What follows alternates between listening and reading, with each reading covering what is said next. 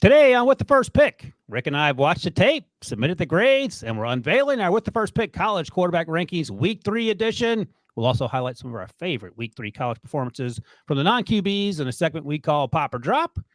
And with Week 4 of the college schedule already here, we'll look ahead to some of the must-see games with, as always, Rick and I towards the NFL Draft. I'm Ryan Wilson. That's Rick Spielman. This is episode 181.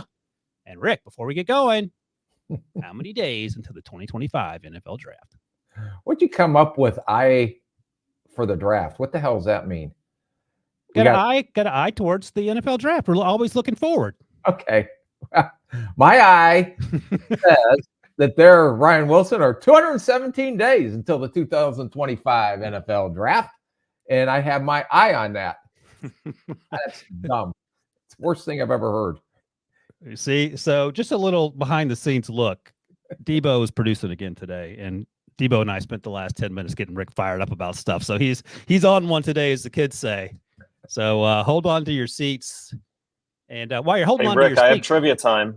Okay. Trivia time, Rick. Okay. Please make this trivia better than last week's trivia. That was tough, Debo. It was horrible. It was almost, it was bad. And before Debo gives the trivia, there was someone in the comments that said they lost all respect for us because we couldn't remember Tim Brown. Fair enough. But Debo, this better make us look smart. What do you got? I said Notre Dame receiver, and someone said Desmond Howard. So I can't take the blame here. Also fair. Okay. I was trying to set you up in a better position. Who won the 2023 Heisman Trophy?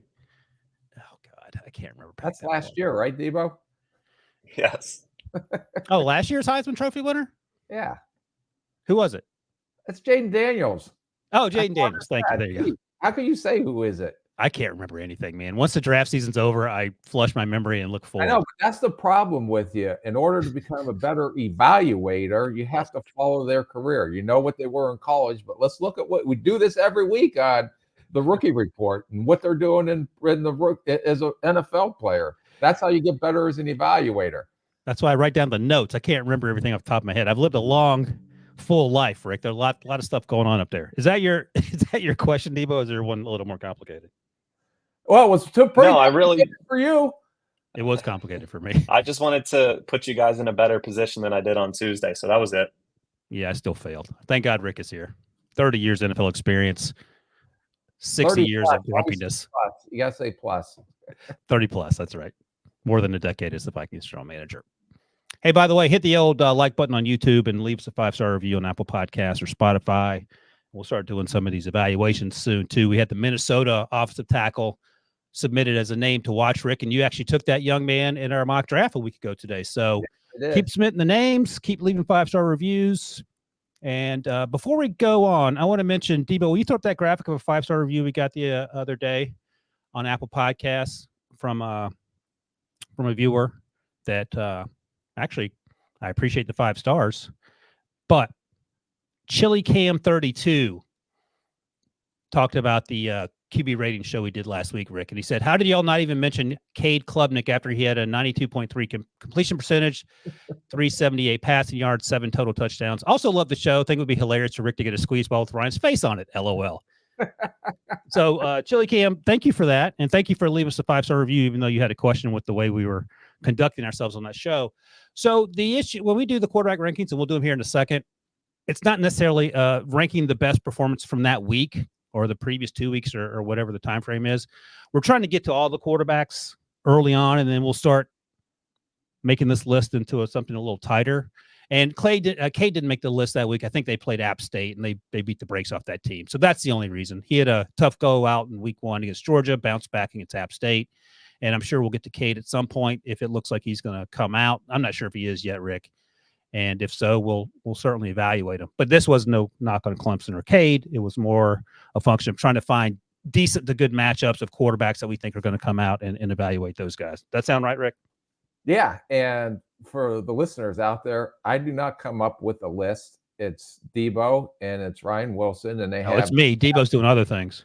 Yeah. And then I am the scout in the corner or a good soldier that just sits there, waits for my instructions every week, and then tries to do the best of my ability to evaluate what is giving to me. So that's how this works.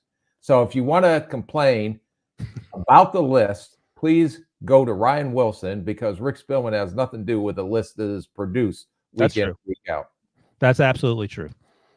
And with that, let's move to week 3 with the first pick college quarterback rankings. And look at these lists, Rick. So Rick never sees the list. I put them together, and Rick is surprised in real time. So the 5 quarterbacks we watched were Jalen Milroe, Garrett Nussmeier, Carson Beck, Jaxson Dart, and Noah Fafita. And the rankings are different. So if you're looking at us on YouTube, you can see the rankings there. If you're listening to us, I'll go through them as we go through each quarterback here, so you're not just listening to me read off a bunch of names. I will start with this. Noah Fafita was 5th on both our lists. We watched 5 quarterbacks. And Rick, I'll say this. I thought these quarterbacks were all closely clumped together in terms of their rankings for week 3. Yeah, I would agree. It was hard to separate one from the other. So, but you just nitpick here and there to try to come up with a ranking. Yeah, absolutely. So no one failed the test. And in fact, if we're giving grades, it probably ranges between B+ and B- C+. From 1 through. It's B, A, B, C. Oh, okay. A. So let's start there. So Rick has number 1 on his list, Jalen Milroe, quarterback out of Alabama. Jalen was number 3 on my list. But again, we'll talk about why in a second. So it sounds like Rick, who doesn't get plus minuses, Jalen Milroe got an A for you for his performance against Wisconsin, in which he accounted for 5 touchdowns, 12 of 18, only threw the ball 18 times for 196, 3 touchdowns, no interceptions, and 13 rushes for 76 yards, 2 more touchdowns there. This feels like in the simplest of terms, and then I'll let you give me your explanation. I'll circle back. He's the best player on the field, and everyone else, it's the varsity quarterback versus the Pee Wee team on defense trying to keep up with him. That's what it feels like when you watch him when he's hitting all cylinders. Okay, for the Wisconsin fans, I did not call your team a Pee Wee football They team. saw the game.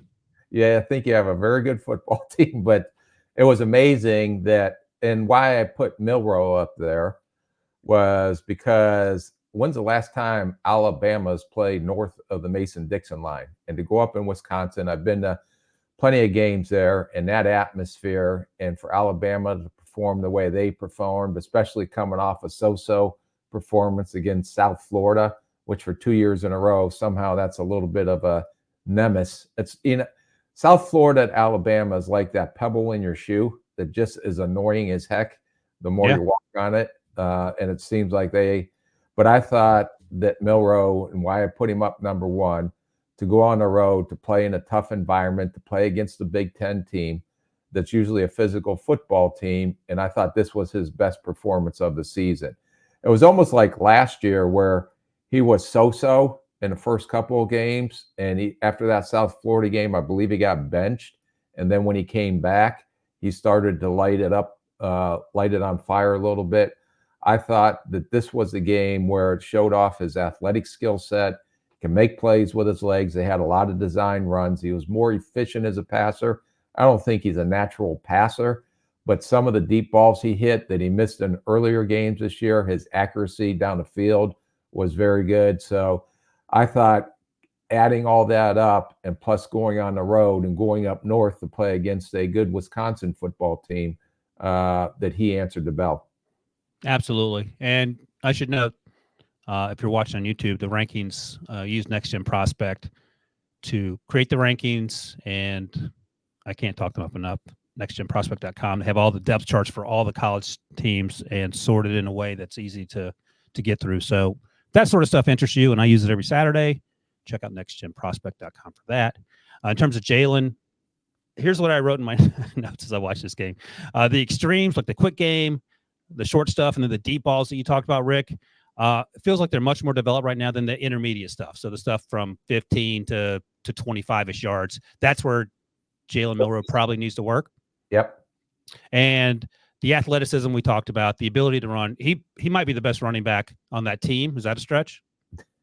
No, I wouldn't stretch that at all. No, he's pretty unique as a runner for his size. And then you have 17-year-old number 2, Ryan Williams, making plays like he's Devonta Smith out there. He's a game changer. The first deep ball to Ryan Williams was a 40-yard handoff. He threw some nice balls. The post corner he threw in the end zone. I think that was to Ryan Williams in the fourth quarter. That was against Ricardo Hallman, who we've talked about, the cornerback out of Wisconsin, who's getting some top 50 buzz. And he got beat on that play. Doesn't mean his season's over. He's a bad player. Just a great play there. And by the way, this was fun. On that throw, Milroe threw with some anticipation. So that's also something that you like to see in terms of development. I thought he stood tall in the pocket, took some big hits, and delivered some throws. Just a consistency. But to your point, this is his best game. This is the most consistent he played. And I think it feels like the Anthony Richardson blueprint in Indianapolis, where you don't need to throw the ball 40 times a game. You can throw it 20, get in some design runs in there, don't take big hits, and that's how you win football games. And you have to remember, he's learning a whole new offense again this year. So, and it seems to be, and that takes time. And that's why I see him, making this jump this week in Wisconsin. So I'm anxious to watch the rest of the season and see if he continues to ascend and as he learns and grows in this new offense. Now, he's not as accurate, and let's not mistake, as we saw Michael Penix Jr. last year in this system. No. But he is a unique athlete, and he is improving. I think he's still probably more third round than second round right now. I would say yes, but all of a sudden we got I think there was a team called the Georgia Bulldogs coming up on the schedule in 2 weeks that will be interesting to see how he plays against them.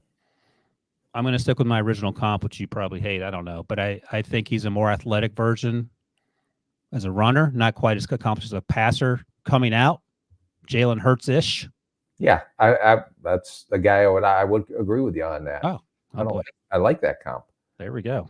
We have officially brainwashed Rick Spielman. All right. So if we're going to do the pop or drop version, this is a pop. Yeah, he was a pop. Yeah. All right, next up, let's turn to my number 2 guy, who was number 4 on your list. Ole Miss's Jaxson Dart. He played at USC before coming on over to the Lane Kiffins. And again, these guys are all close for me, but I thought he was consistently accurate in the quick game. And this is the game against Wake, in which he was 27 of 37 for 384, had 2 touchdowns and an interception. The first touchdown was on a deep post, I believe, and that the player was wide ass open. He just put it out there and allowed him to run under it. I thought he showed the ability to get off his first read, but the more you watch that game, the more he locked onto the first read and tried to wait for it to come open instead of getting to number 2 or number 3 or running or whatever. I thought he had good touch on the deep balls. I mentioned the touchdown throw. Also had some throws in the middle of the field that he threw with accuracy and threw it on time. And even the interception he threw later in the game, he broke outside of the pocket. He had an opportunity to throw the ball to the sidelines and just missed a hair inside. It was intercepted. Great play by the defender. I don't hate the idea. And then he ended things. His second touchdown was a nice little stutter go to Antoine Wells in the fourth quarter for a touchdown in which Wells made a nice one-handed catch. But I appreciate the giving your wide receiver a chance. And I think he's an upgraded version of Matt Corral, maybe because he wears number 2, maybe because he plays for Ole Miss. He's a little bigger. I don't know if he's as good an athlete, but he can run a little bit. But I liked what I saw. Yeah, I don't agree with you on the interception was a poor decision. You didn't like it? No, you have the lead. Why take a chance and give a team an opportunity to come back in? Now you can get away with it with who they played, and they played Furman, Middle Tennessee, and Wake Forest. So, and he rarely is pressured in the pocket. So it's like watching a 7-on-7 drill most of the time. He is a pretty good athlete. But I'm holding my judgment until he gets into this SEC competition here. So I'm just lukewarm on him, and I haven't bought what he's selling yet. Yeah, Ole Miss fans are selling Jaxson Dart stock left and right, and I think they were not angry, but they were making notes that we hadn't talked about him yet. So I thought we put him on here. I thought Wake would give him some sort of test. Wake didn't really give him a test, but he can only play the team that's lined up across from him. So we'll see as we get through the schedule here. But I'm a little higher on him than you. I had him number 4. You had him number 4, excuse me. I had him number 2. Let's go to the young man that you had number 3, who topped my list.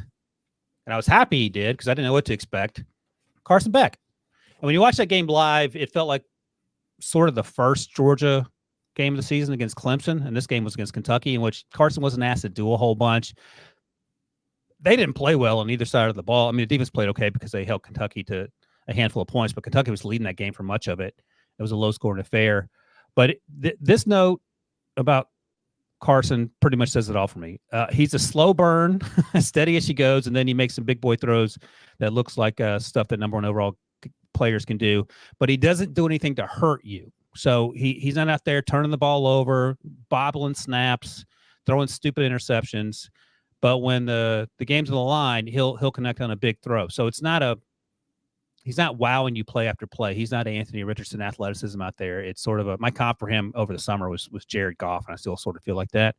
But this game against Kentucky, he was 15 of 24 for 160, no turnovers. What'd you think of Carson Beck, who you had number 3, I had number 1? Yeah, I thought he played better in the second half. And that's right. He is a smart quarterback. He's the one that I think gets through his reads and progressions the best. He missed a big deep throw in the first half on that big post down the field, but he is as cool as you come in the pocket. Nothing seems to rattle him. I just love his demeanor, no matter up or down. And give him credit. He came out the second half, got a big road win up in Kentucky on prime time. And made throws that he had to make. And some of these throws that he makes are legit NFL throws, but it's when the pressure is on too. So that's why Dart, I haven't seen him really have to make pressure type throws with critical situations in the game this year. Beck, we saw that this week against Kentucky, who gave him a run for their money, which was fun to watch. But I think that this kid has a chance to be pretty special. My comp to him was Drake May when I'm watching him. You think he's that good athlete? I think he's a way underrated athlete, because I did see him get outside the pocket. I think he can buy himself a second chance. He can make some plays with a leg. He's not Milroe, but this guy you're underestimating his athletic ability. I'll just say that. I think that's disrespectful to Jared Goff. Jared Goff's actually a better athlete than I think we give him credit for. He's not necessarily – he's a pocket passer, but I think he's a good athlete. Do you think him and Beck are the same athlete? No, I think Carson's a little better. I think Carson's between him and Drake. No, I think he's closer to Drake than he is to Golf. Okay. Well, I bet we agree on this part. I think he's I have like a top 12 pick all day long, probably top 10 when it's all said and done. Yes. Yeah. Because we weren't concerned, but he didn't do a whole bunch against Clemson in that game. And I just want to see him do some things. And I think, to your point, the Alabama game, he'll have an opportunity to do some things as well. So he seems unfazed. And this feels like, to me, when I was watching him, saying he's a slow burn and he just does all the right things, it felt like sort of the narrative we were trying to create for J.J. McCarthy last year, when J.J. had some bad games, whereas Carson more fits that description than maybe J.J. did when we were trying to fit J.J. into a box last year. Does that sound close or no? I wouldn't fit J.J. in a box. I just thought it was unfucking believable that he threw 3 interceptions against Bowling Green. Stop. I'm going to hit the mute button. Unfalcon. Believable. Bowling Green Falcons. In case you're listening with your kids in the car, that was a Falcon reference. All right, next up, number 2 on Rick's list, number 4 on my list. And this is no disrespect. I actually thought he played really well under some trying circumstances, because South Carolina heated him up time and time again. Garrett Nussmeier, quarterback out of LSU. Terrible interception late in the game in the red zone. I don't know if he didn't see the underneath defender or whatever. He threw it right at the goal line, and it would have been a run back if not for a late hit on the quarterback. So that doesn't take away from the bad pick. The first pick in the first pick in the first half was he got horse collared and just threw off balance. That happens. I'm not going to ding him for that.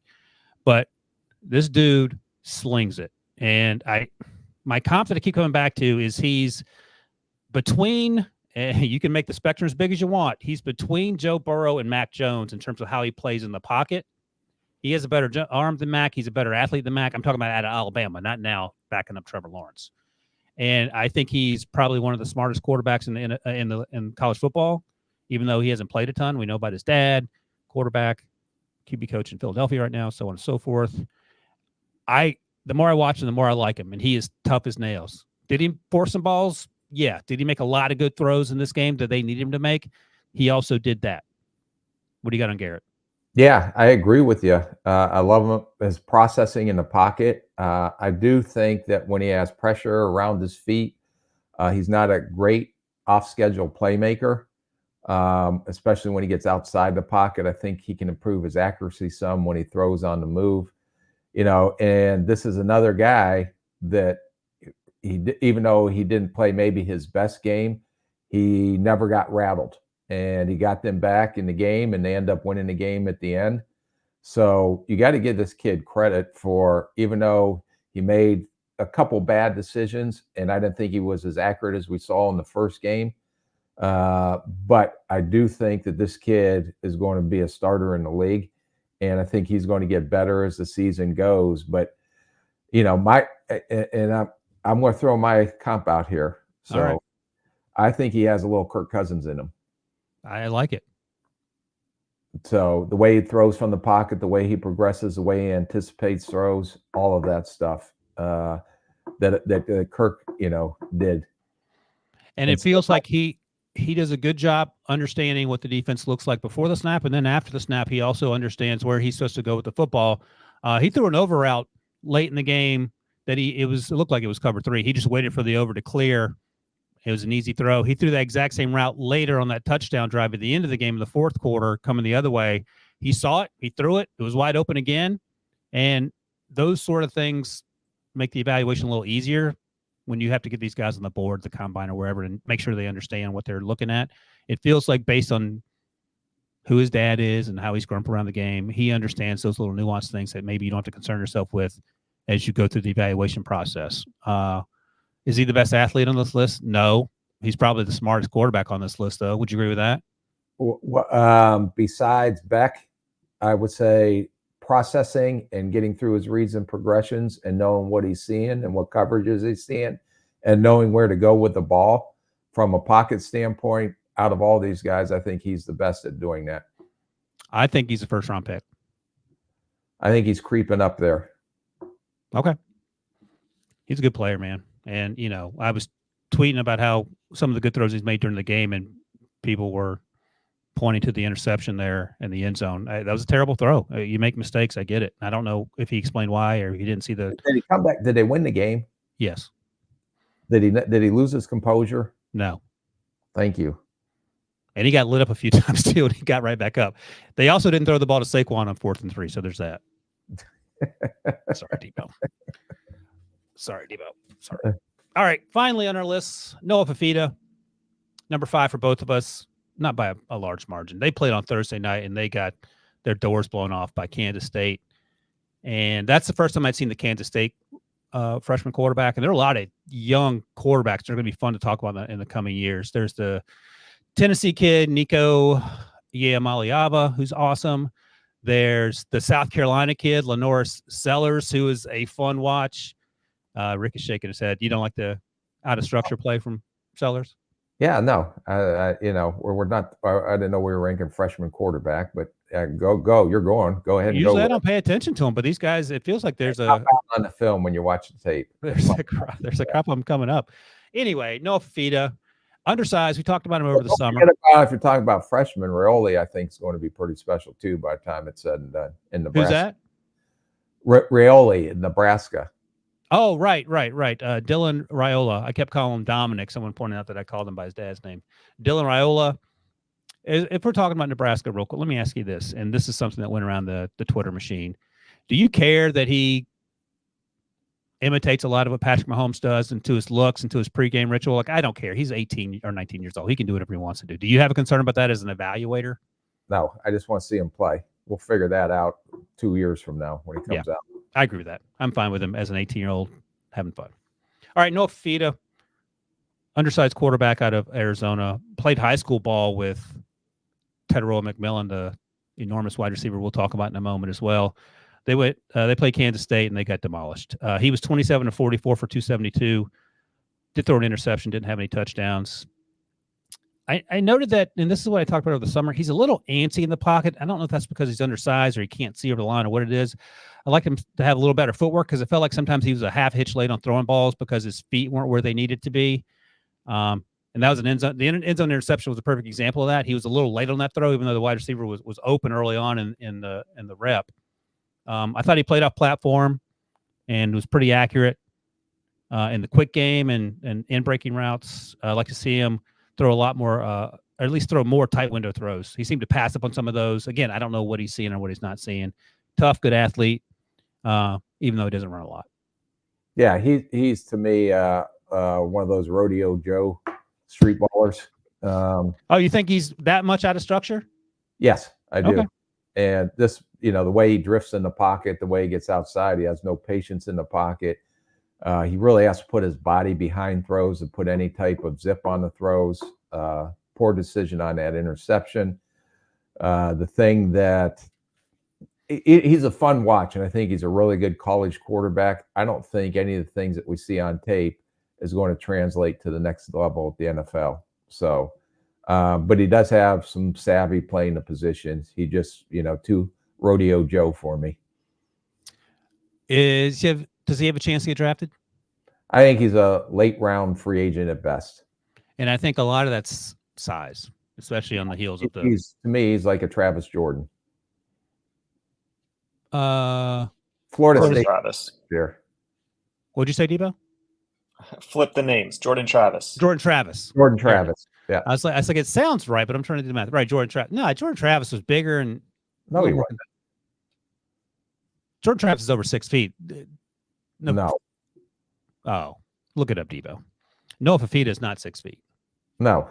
I'm gonna guess 6'2" for Jordan Travis. 6'1.5". Dollar. 6'1.5" is my final bet. He's under 6 feet. There's no way. 6'1". Easiest 100 pennies ever made. You're slipping, Rick. You're slipping. Remember when you yelled at me for telling Miles Murphy he was 6'3"? And look at you now. Travis Jordan's not 6'1". All right, so that's our top 5 week 3 edition with the first pick college QB rankings, and we'll start to consolidate these lists as the season progresses here. We're already a third of the way through the season, a quarter of the way through the season, which is crazy in college football. Debo, you want to take a quick break and we'll do the popper drop for non-QBs? Yep. All right, let's do that. We'll be right back to talk some wide receivers and even a running back right after this.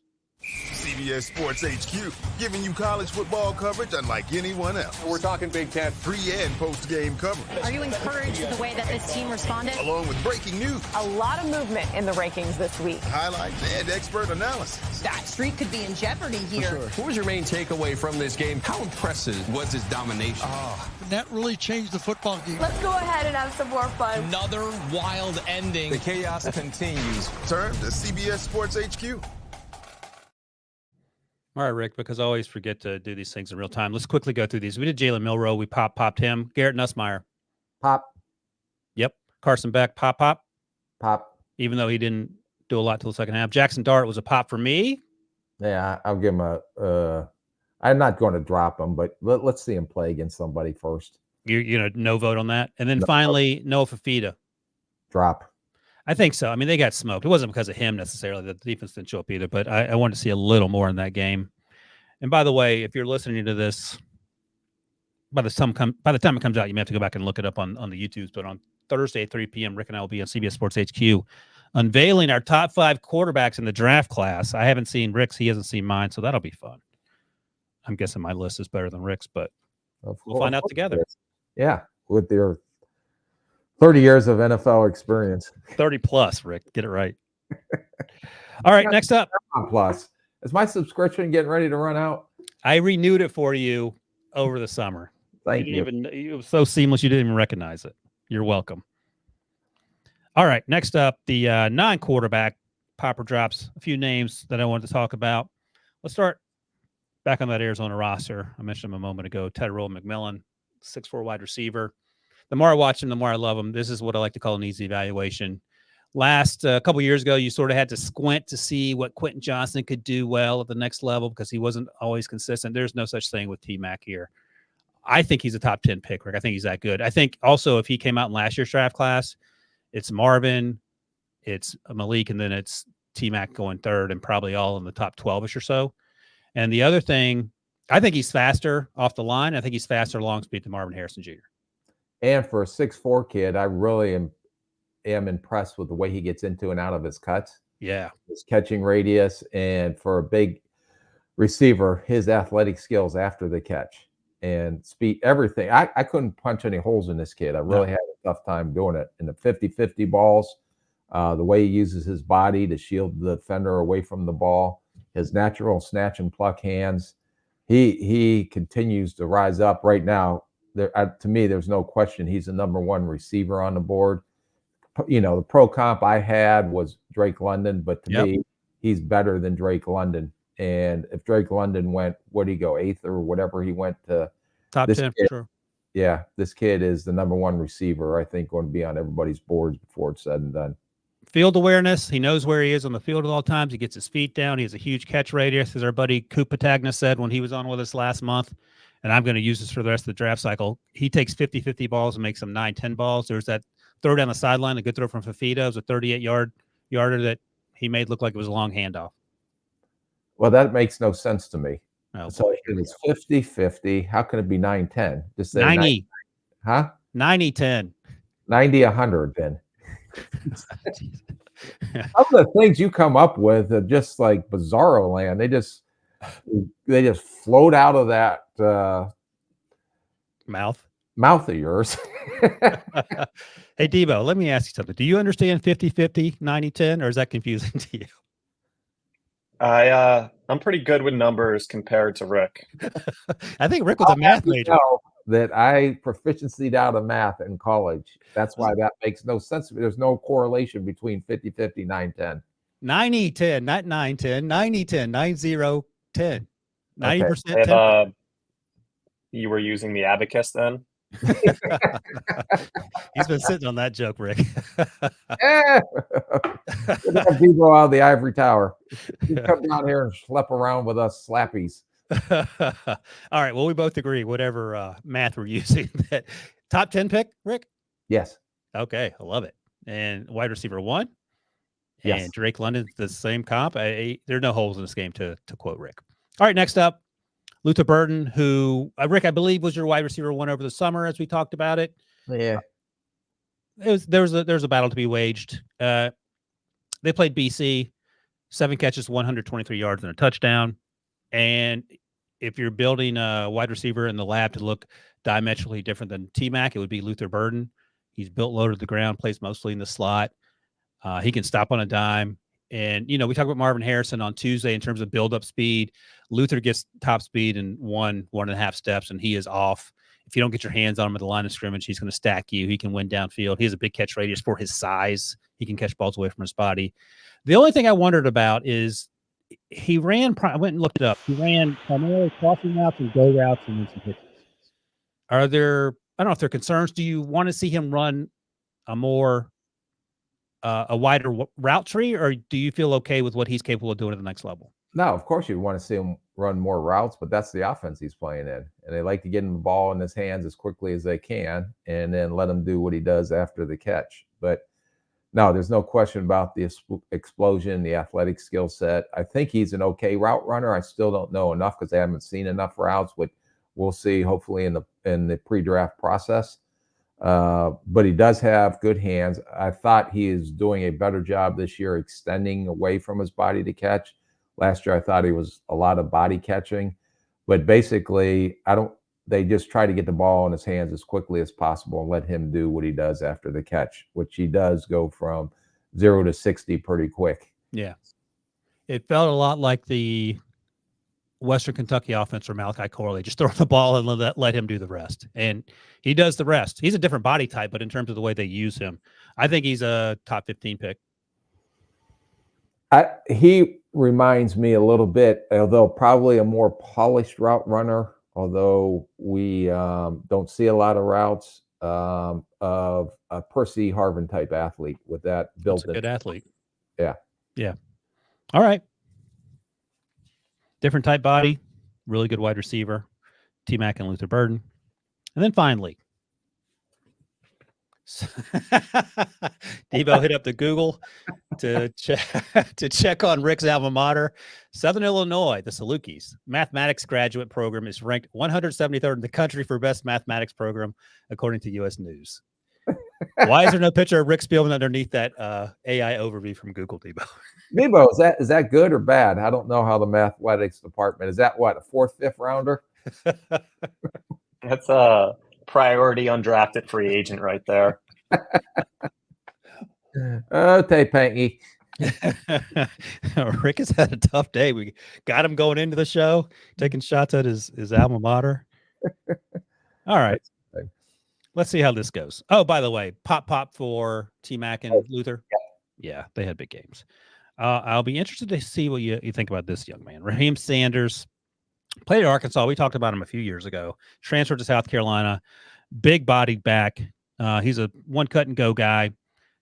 I don't want to call him a lumberer because he outran some dudes down the field in that third and fourth, or whatever it was, 3rd and 1 late in the game for 65-yard touchdown. Got to the corner and took off. But he's not twitched up, I would say. And I think they ran a bunch of zone. And if the hole's there, he's going to hit it and then drag guys down the field. I wish he ran with a little lower pad level. But once LSU made some adjustments later in the first half of that game in terms of giving up huge gaping runs, he basically wasn't going to break a lot of tackles. I want to see him break more tackles for someone that size, I guess.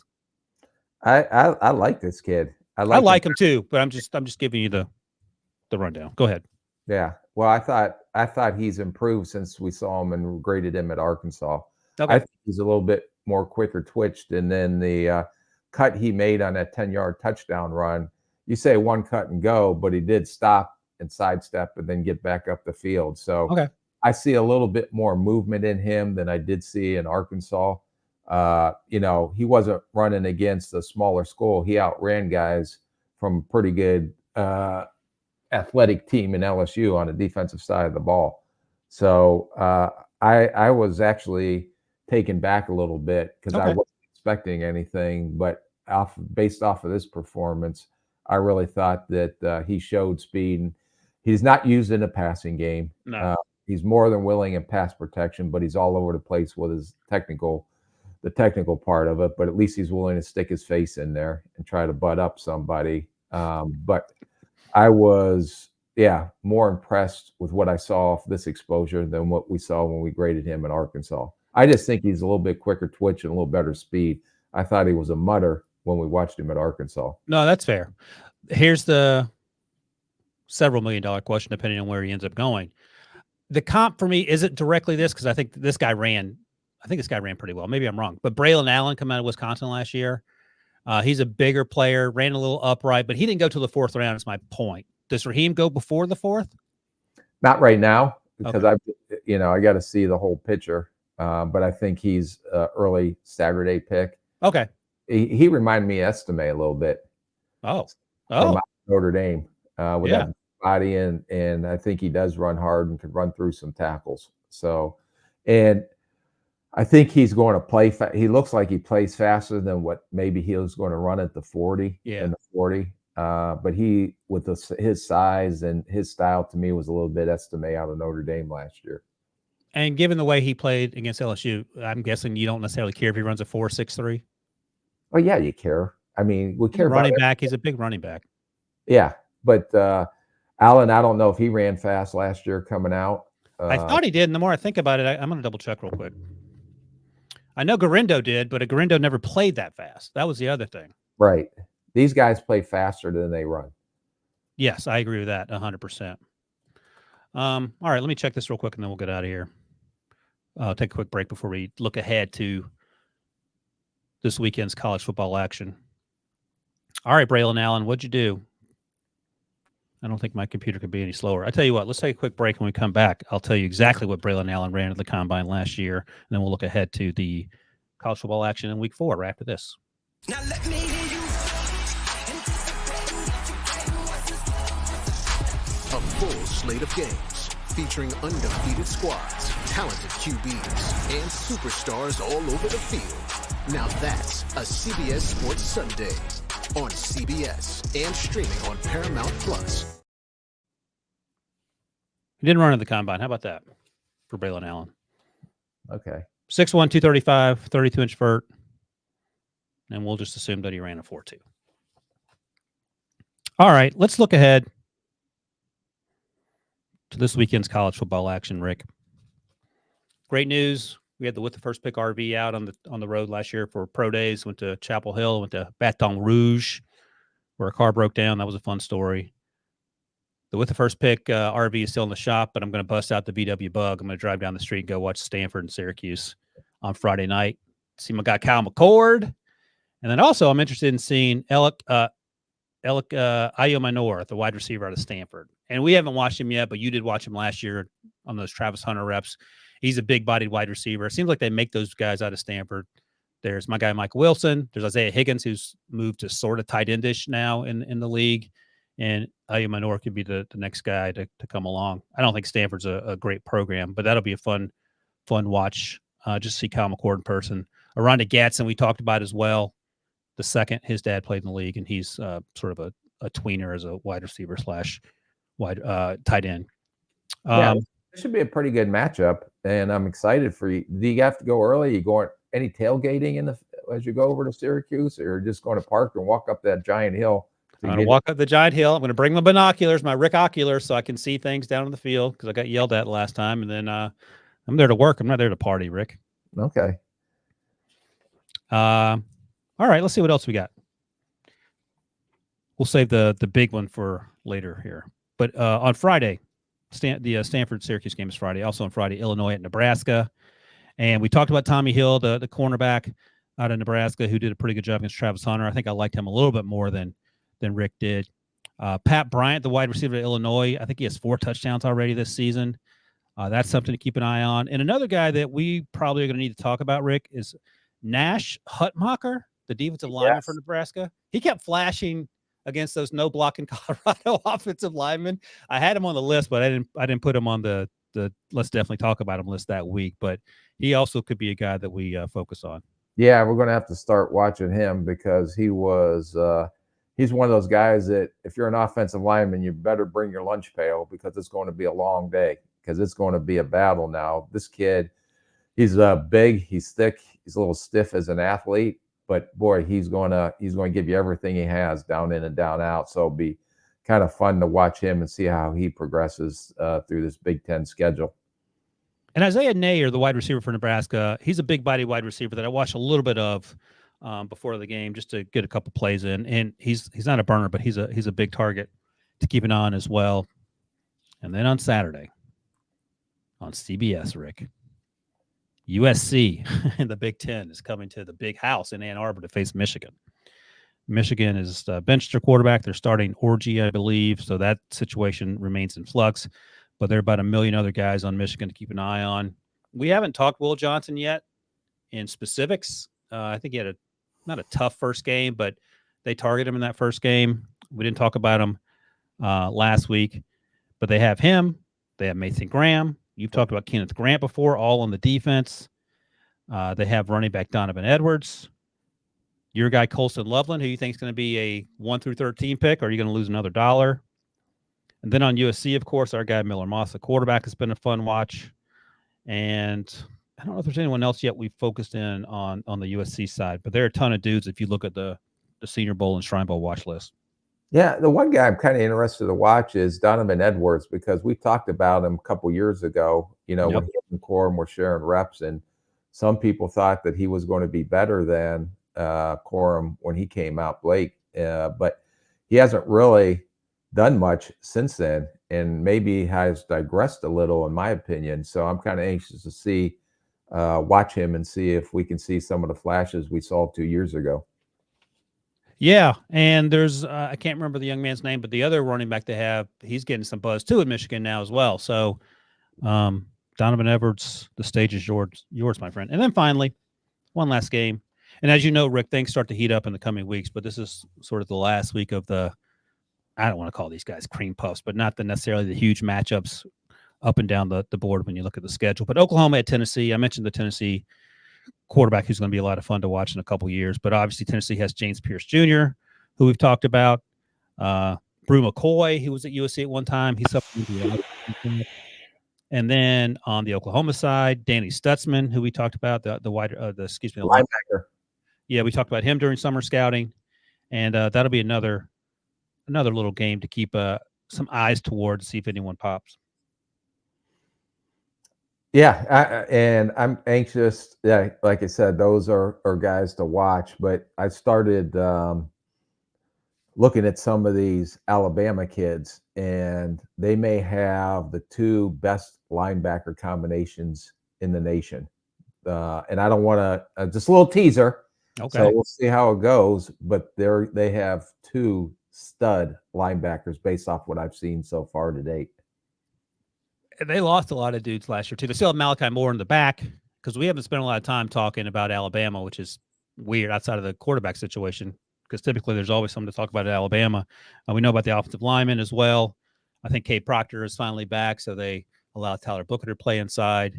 And the center is from Washington. Brailsford came over as well. I haven't watched him yet, but I remember undersized was a concern coming into the season. Any thoughts on Brailsford? He's got a little bit of Cam Jurgens in him. Oh, that's good. Yeah. Jason Kelsey couldn't quit saying nice things about Cam Jurgens on that telecast right before they threw the ball to Saquon. Yeah. All right. On that note, we'll let Debo was already grumpy before we started. So let's get out of here on that. We don't need to. Yeah, Debo, for being an ivory tower guy, he has to bring enthusiasm, positive energy. And when he comes down from the ivory tower and goes into the common folk area here, he has to bring that energy and that enthusiasm. You can't let all the problems of top level executive in the podcast world at CBS. You have but when you do this, Debo, come down and focus on task at hand. Then you can go scurry back up your ivory tower after this and we can go on with our merry lives. You know what happened? He got the company car in the corner office, and he didn't realize all the responsibility that came with it. So now he's caving under the pressure of corporate life. Does that sound right, Debo? Yeah, you guys summed it up. Rick is a mathematician. He's a shrink, former GM, podcast extraordinaire, glamour shot guy. Debo is salty. Oh, yeah. Pickleball coach. Pickleball coach. Yeah, you have quite the extensive resume. I like how Debo turned it around on you. Did I tell you that I got pulled over last night for squeezing a lemon going through a yellow light? There was a little bit of controversy on whether it was red or yellow. In my eyes, it was yellow, but I did get off with a warning. So make sure that you're cautious about going through a yellow light going forward. And the other warning I got is always have your dogs on a leash, because right now I feel like I'm the most wanted man in the Southwest Florida with my 2 warnings so far to date. So you said it twice. Squeezing a lemon means you're trying to squeeze through the yellow light. Is that what that means? It's like you're stuck in a rock in a hard spot. Yeah. It's like you're coming up to the intersection. All of a sudden it turns yellow. They speed up and go through the yellow because you don't want to hit the brakes and have someone ram you from behind. And then when you're halfway through the intersection, it turns red on you. Then you get pulled over because the police officer said you ran a red light. I was arguing that it didn't turn red till I was halfway through the intersection. So we came to an agreement, though, last night. So I was happy about that. An agreement that you would pay the ticket?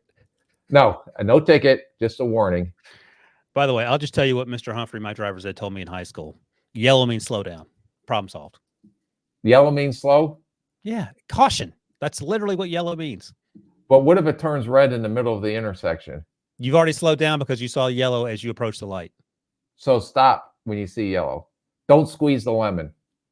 Just slow down. And don't slow down and stop in the middle of the intersection as you're suggesting. Stop short of the intersection where you're supposed to stop. Well, I made that point to the officer last night, and I just said, do you want me to stop in the middle of the intersection? Because you didn't say that to him, did you? No. You know what he said to him, Debo? Because I'm Rick Spielman. I'm leaving. That's what he said. I'm Rick Spielman. I did With the First Pick podcast. I'm leaving. I gave you 2 tickets for that. All right, let's get out of here. That's it. That's a wrap in episode 181. As always, thanks to my guy, driving instructor Rick. Thanks to Debo for producing, and thanks to all you guys who watch and listen and comment. We'll see you next Tuesday for a rookie recap of week 3 of the NFL season. And Rick, I'll report back from the Kyle McCord game. I can't wait. Will you have your Syracuse orange velvet sweatshirt on? You have to wait and see.